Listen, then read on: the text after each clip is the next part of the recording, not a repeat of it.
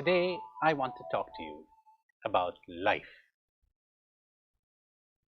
There's an interesting story about Buddha, that he was sitting one day surrounded by all his disciples when an angel appeared to him and said, "How long do you want to live? Ask for 1,000,000 years and they will be given to you." And Buddha said unhesitatingly, 80 years. When the angel disappeared, his disappointed disciples complained to Buddha. They said, "Master, why didn't you ask to live for 1,000,000 years? Think of the good you would have done to hundreds of generations." And the old man replied with a smile, "If I live to be 1,000,000 years, people will be more interested in prolonging their lives than in seeking for wisdom." You know what he meant?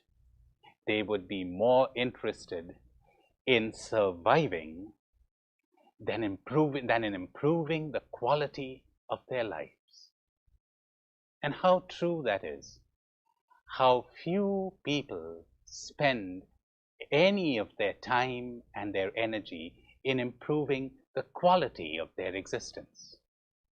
I'm reminded of an actor saying to another in a movie that I saw some time ago. Says the actor, "You know, John, when you come to die, you will die without ever having lived." People, well, seem to be alive. They're breathing, they're eating, they're talking, they're conversing, they're moving around. But they're not dead, of course. But are they alive? They're neither dead nor alive, really. Now you might say, could I be one of those? Well, here's a checklist for you. What does it mean to be really alive? It means three things. It means to be you, to be now, and to be here. Let's talk about those three things. To be alive means to be you. And in the measure that you are you, you are alive. You will say, "Am I not me? Who would I be if I'm not me?" Well, it's quite possible that you may not be you, that you may be a puppet. Let me explain that. Suppose we had a dog and we inserted an electronic receptor in the brain of that dog, and then we sent that dog off to another country, to China, let's say. And then from here, we keep sending signals to that dog. We say, "Stand up," and the dog stands up. We say, "Sit down," and the dog sits down. We say, "Lie down," and the dog lies down. And everybody is amazed. What's happening to this dog? You know what's happening? He is subject to remote control. Now that is a pretty good image of millions of people. People come to me so often to consult me about their spiritual problems, about their emotional problems. And again, I find myself asking myself, to what voices is this person here responding? To what voice of the past? Here's a person who's depressed. Here's another one who's anxious. There's a third one who's prejudiced. Have you ever heard that saying of Albert Einstein, that it is more difficult to disintegrate a prejudice than the atom? Well, here you have these people who are really not themselves at all. They're controlled. Now, what is the result of that? They become puppets. They have mechanical behavior, mechanical feelings, mechanical attitudes and convictions, not alive feelings, not alive behavior, and they don't know it. Because as I told you, they're responding to voices, the voices of people from the past, the voices of past experiences. They've had some experiences that affect them and control them, so they are not free and not alive. Well, this is what I consider to be a major obstacle in the spiritual life. Remember that phrase of Jesus when he says, "If you want to be my disciple, you must hate your father and mother"? That's a strong word, hate. And people are scandalized by it. What does that mean? Surely Jesus doesn't mean that we must hate our real father and mother. Poor things, we must love them as we love all other human beings. I think that the father and mother that Jesus is talking about is the father and mother we carry around in our heads that control those voices. That is what we must drop. That is what we must give up, so that we will give up our mechanical existence. We will stop being puppets. Because how can you have a spiritual life, I ask you, if you are not alive? How can you be a disciple of Jesus if you're mechanical, if you are a puppet? All right? So then how do we drop the mechanicalness in our life? I'm going to give you an exercise that seems so simple that you'd hardly believe that it works, but it isn't an easy one. And if you persevere in it, you will see the difference. And the exercise is this. You could even try it out as I am talking to you. Think of an event in the recent past, something that happened yesterday, something that happened in the past week. It could even be an unpleasant event. In fact, if it is unpleasant, the better. And what I want you to do now is observe yourself reacting. How are you reacting emotionally? And what kind of convictions and attitudes, of course you won't call them prejudices, but what kind of convictions and attitudes do you have in that event? Just look at that and ask yourself, what voice am I responding to? Or you could say, is somebody else reacting there for me? Someone that I am carrying around from the past? Now this exercise has lasted a few seconds or a minute at the most.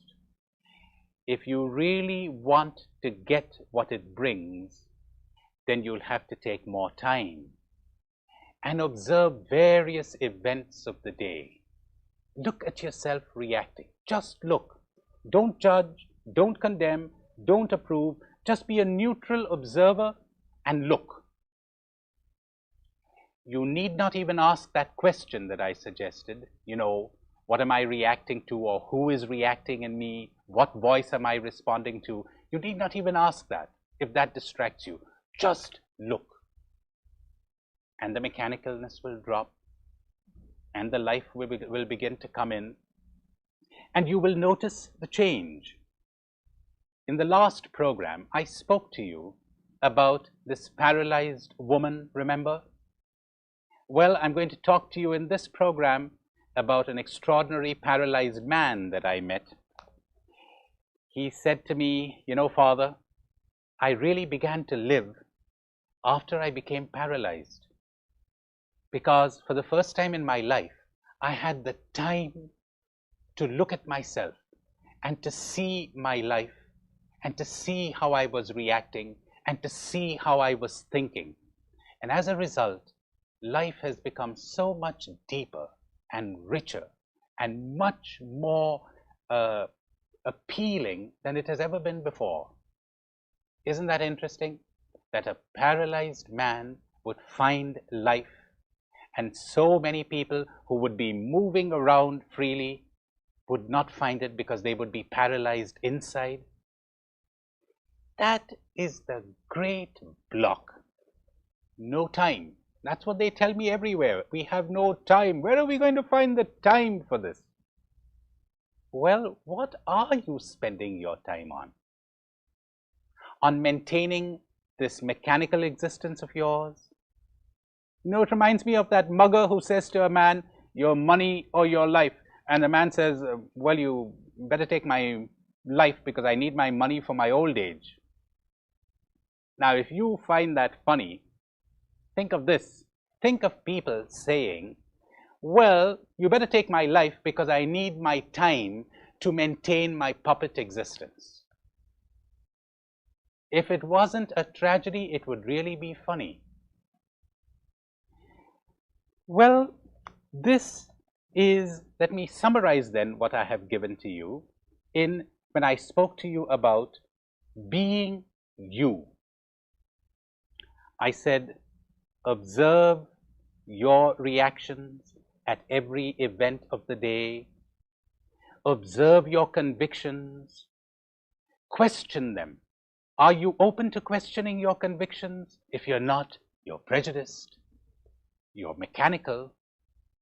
I'm reminded of a brilliant young rabbi who succeeded an equally brilliant father, who was also a rabbi.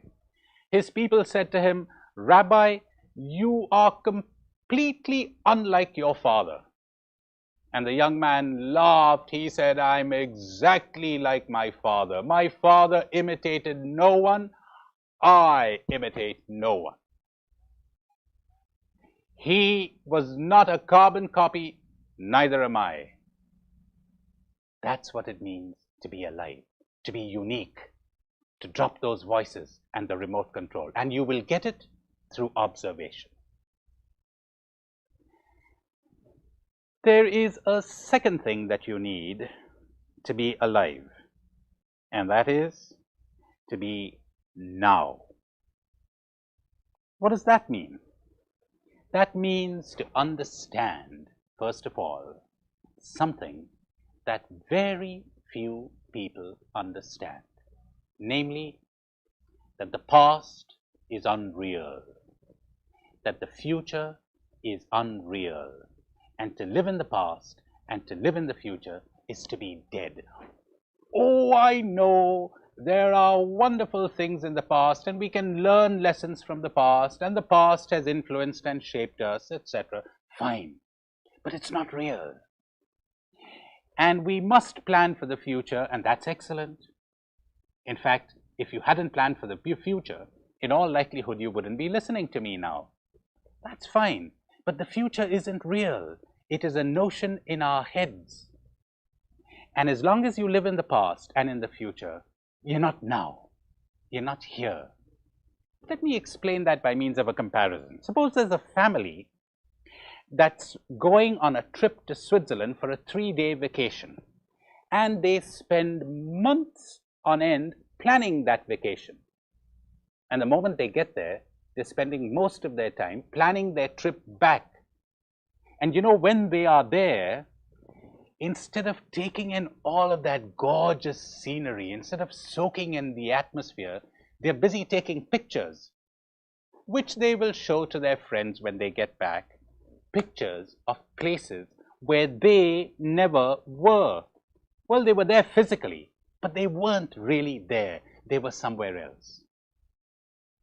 Unreal vacation, unreal lives. You know, we live in a future culture, the culture of tomorrow. Tomorrow I'll be happy. Tomorrow I'll live. Like, as soon as I get through high school, I will live. As soon as I get through college, I live. Then when you've got to college, you say, well, when I get married, I live. And then after you're married, you say, well, when the children grow up, I live. And by the time the children have grown up, you don't know what it means to live. And in all likelihood, you will die without having ever lived. You ready for a shock? Listen. Examine your own life.